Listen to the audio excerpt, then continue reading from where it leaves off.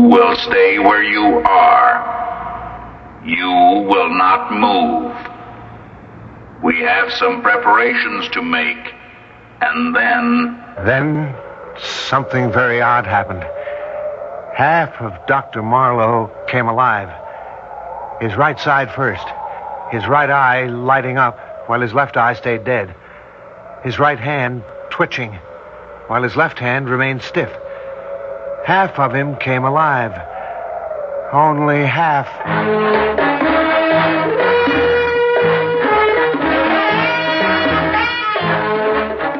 Theater 5 presents Terror from Beyond.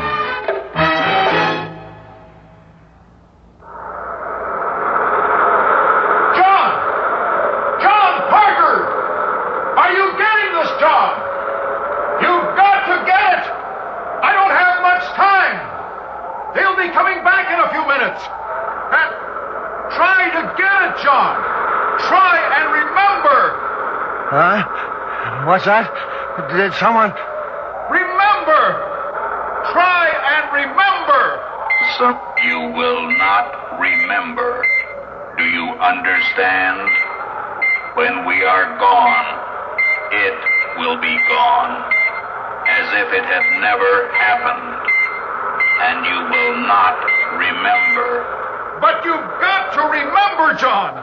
You've got to! The whole future of mankind, of life on Earth, depends on it! You've got to! I sat up in bed, listening. The surf was pounding at the foot of the cliff, but that was all. Had I really heard something, or just imagined it? I didn't know. All I knew was I was in a cold sweat. But that wasn't surprising after what had happened, the deaths and... Deaths? But they'd been accidents. Maybe if I went back over it from the beginning... That's right, John! Start back at the beginning! Then maybe you'll remember! And you've got to! You've got to! When was the beginning? When I arrived at the base, I suppose. Went to the administration building for that first briefing session with Dr. Marlowe and Roy. Oh, it's good to see you again, John. It's good to see you, Doctor. Great to have you aboard, John. Did you mind our doing this, pulling strings to have you assigned up here for a while? Are you kidding? You said it was something interesting. We think it is. As interesting and important as any space work that's being done anywhere today. I know. We'll be putting a man on the moon in a few years, but if we're to go on from there, one of the things we should know is what we're likely to find. In other words, whether there's intelligent life anywhere in the solar system. Mm-hmm. That's why I hated leaving the old project. You haven't. This is still part of the old project. Remember what our problem was on Vango? Of course. A radio telescope can pick up any message from out there that might be beamed at us, but it's sometimes very difficult to tell precisely where it's coming from. Exactly.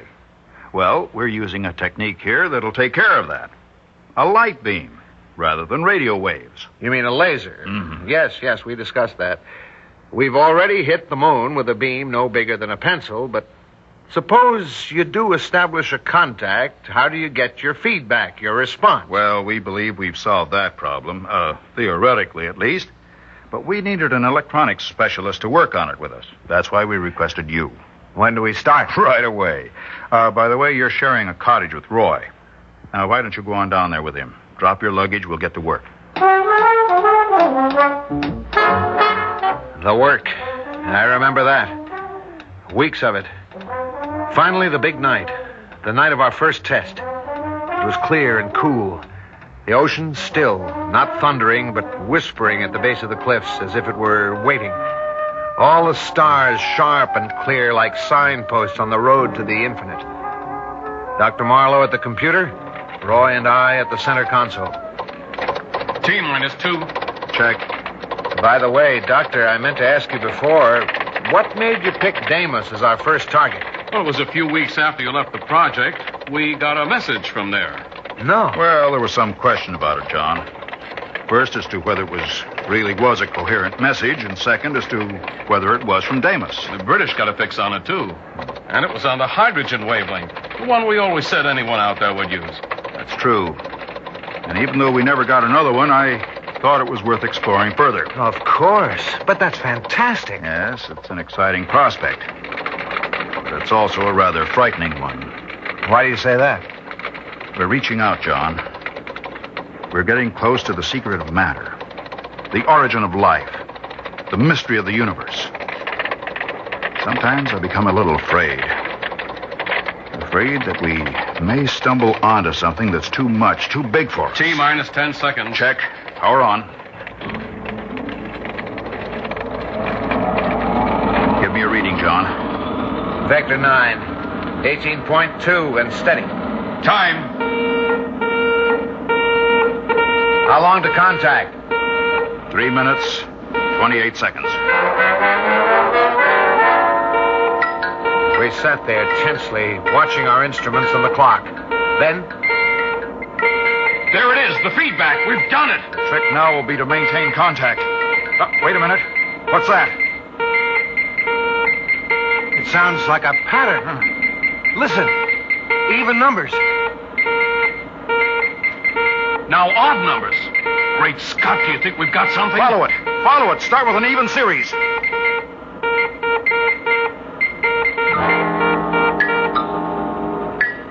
We started following the pattern, and we got nothing. We kept at it all night and most of the next day.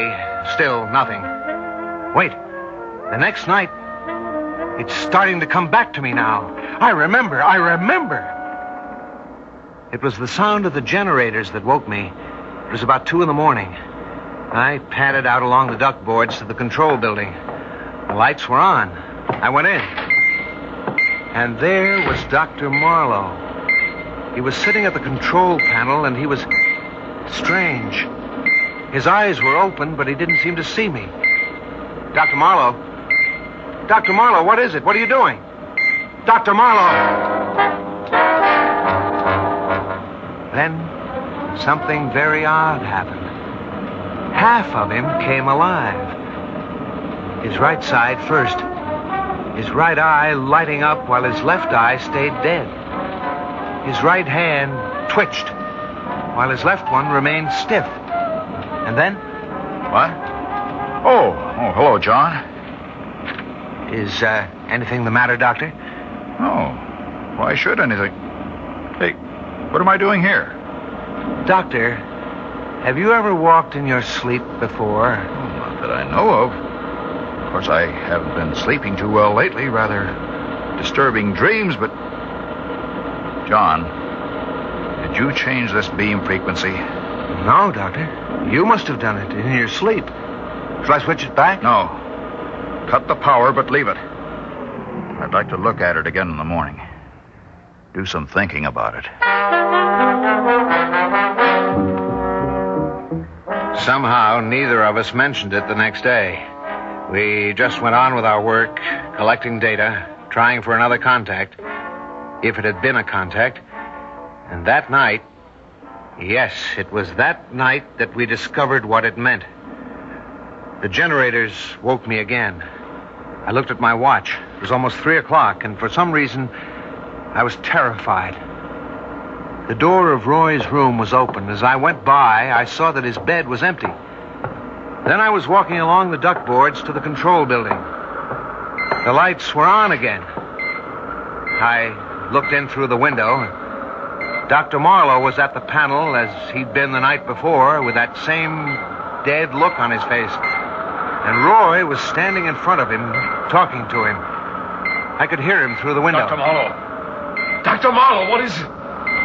Is anything wrong? He's asleep. Walking in his sleep. Better get John. He started toward the door. Then, apparently deciding he'd better not leave the generators on, he turned and went toward the master switch. And as he did, Dr. Marlowe moved. His face still dead, expressionless. He got up, took a heavy wrench, and followed Roy. Then, just as Roy put out a hand to throw the switch, he hit him. I saw Roy's body crumple to the floor. I stood there frozen, unable to move. Dr. Marlowe looked down at him for a moment with no sign of emotion on his face. Then, like a zombie, he went over to the workbench again, picked up an odd assortment of tools, and returned to Roy's body. He bent over him, looking at him as if he were a laboratory specimen. And as I realized what he was going to do, my paralysis left me. I shouted and started for the door, but just before I reached it, I tripped, hit my head, and that was the last I knew.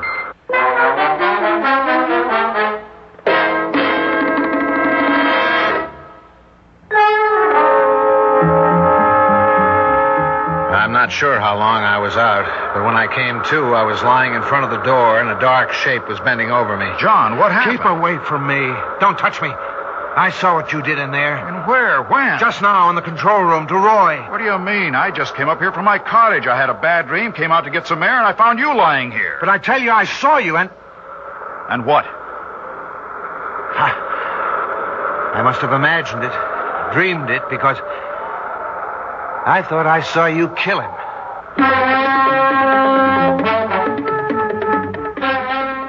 We looked everywhere, but there was no sign of Roy. Then we hurried back to the control building and searched it again. He's not here either, John. No. Must be in my mind. Of course, if it had really happened, there'd be something, if not his body, at least his blood. Where, John? Where would it be? Right here in front of the master switch. But there's nothing. No. Except that the floor is wet. Looks as if it's been scrubbed. Hey, you're right. John, did you change the beam frequency this way? No, Doctor. You must have done it just the way you did last night. Last night? You mean something happened last night, too? You don't remember? No. Tell me what you thought you saw happen tonight, whether you believe it or not. Well, you were sitting at the control panel with your eyes open, but as if you were asleep. Yes? The generators were on, and the beam frequency was set the way it is now. Roy was speaking to you, but you didn't answer him. Then when he started to cut the power, you picked up a wrench and hit him. I hit Roy? But that's not the worst of it. After that, you picked up some tools and bent over him as if he were a laboratory animal. Telling you about it now, I know the whole thing's mad. It's impossible. I wonder. You mean it could have happened some way? Without your knowing it? In the old project, and in this one. We've been listening for messages from out of space, trying to determine whether intelligent life exists anywhere in our galaxy. John, if it did exist, what form would it take? Well, it wouldn't necessarily look like us with 2 arms and legs. Exactly. And suppose it existed in a totally different form. In the form of electrical energy. Electrical energy? Why not? Isn't that the way the brain functions? Giving off electromagnetic waves? And what do we know about Deimos? Suppose living beings existed there in the form of complex electrical charges, and a channel were suddenly opened between it and the Earth. Our laser beam. You mean they could travel down it, take hold of someone, I'm speculating, John. Of course, even if it's true, we don't know if these entities are malevolent, dangerous, or not. When they made you kill Roy? Because he was going to shut off the transmitter, cut off contact with their base. As for the rest, well, they'd be very interested in the human body, particularly the brain. They'd want to examine it, study it. Do you realize what you're suggesting, Doctor? Intelligences from outer space, another world, the taking over of a man's body by forces that we... Yes, John, I know what I'm saying.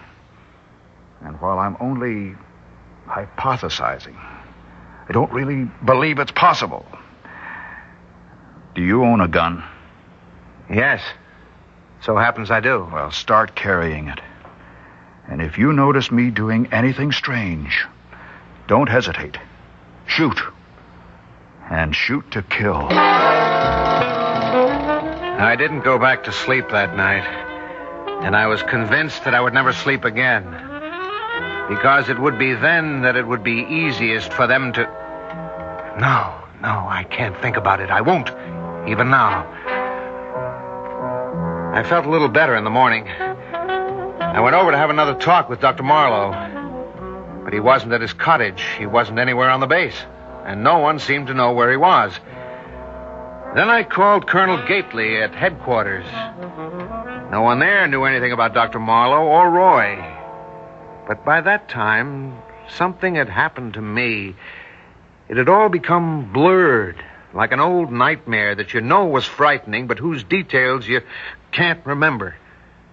About a week later, the colonel called me and asked me to meet him at the police station in the town nearby. You knew Swanson pretty well, didn't you, Parker? Yes, of course. Some fishermen found a body in their nets this morning. We'd like you to look at it. Oh? All right. Brace yourself. Here. Good Lord. I can't be certain, but I'm fairly sure it's Roy. How did he die? We'll have to wait for the coroner's report, but my guess is that he fell off the cliff. And Dr. Marlowe?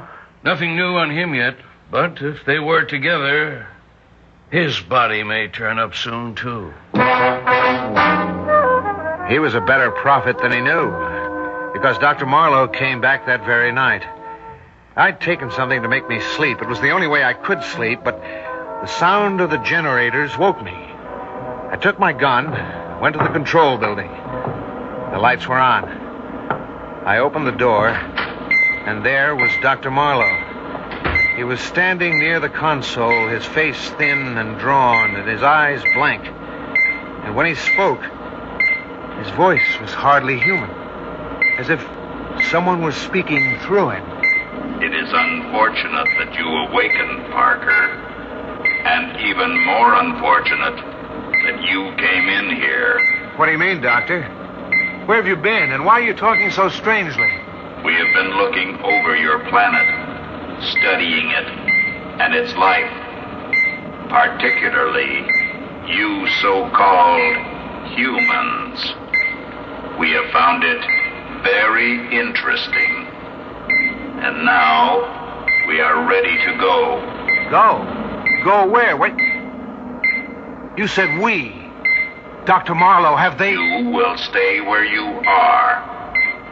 You will not move. We have some preparations to make, and then... Her voice, that horrible voice, broke off.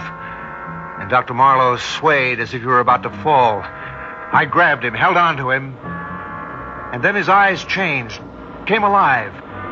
And when he spoke again, it was with his own voice. John, for heaven's sake, help me. What? They got me. They took me that night. Took me all over the country, looking, examining, studying. They picked my brain, John. And now they're going to take me with them. Take you? Back to where they come from. Not my body. They're not interested in that. But the essential me. And... in heaven's name, shoot, John. Shoot me! And now, we are ready. Look here. At his eyes. Look closely. Yes, like that. As your friend told you, we are taking him with us. But you will not remember what has happened. You will remember nothing. Do you understand? Because someday we may come back. I stood there, frozen, holding Marlowe. Suddenly he broke my grip, pushed me away. Walking stiffly and mechanically, he went to the door, opened it, and went out along the duck boards to the edge of the cliff. Then, without hesitating, he stepped over the edge and disappeared.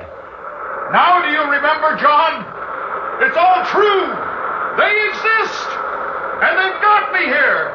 Not only that, but they may return to Earth again for others. And... John, they're coming back now. They're coming. Do something. When I woke up about a half hour ago, I found this all written out on the pad I keep next to my bed. I remember some of what I'd written. But other parts, like Roy's murder and Dr. Marlowe's death, I don't recall at all. Either I'm mad, completely mad, or... No, I can't think about that. In any case, if I showed this to anyone, the world would think I was mad. There's only one thing to do. Tear it up. Every last page of it. Every last page of it. Every last page of it.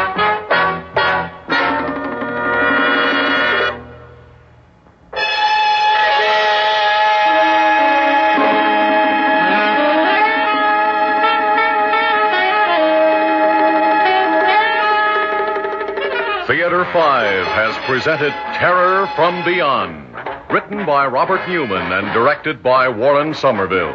In the cast, Robert Dryden, Ralph Camargo, and Gilbert Mack. Audio engineers Marty Folia and Bill Sandreuter. Sound technicians Ed Blaney and M.C. Brock. Original music composed by Alexander Vlastotsenko. Orchestra under the direction of Glenn Osser. Executive producer for Theater 5, Edward A. Byron. This is Fred Foy speaking.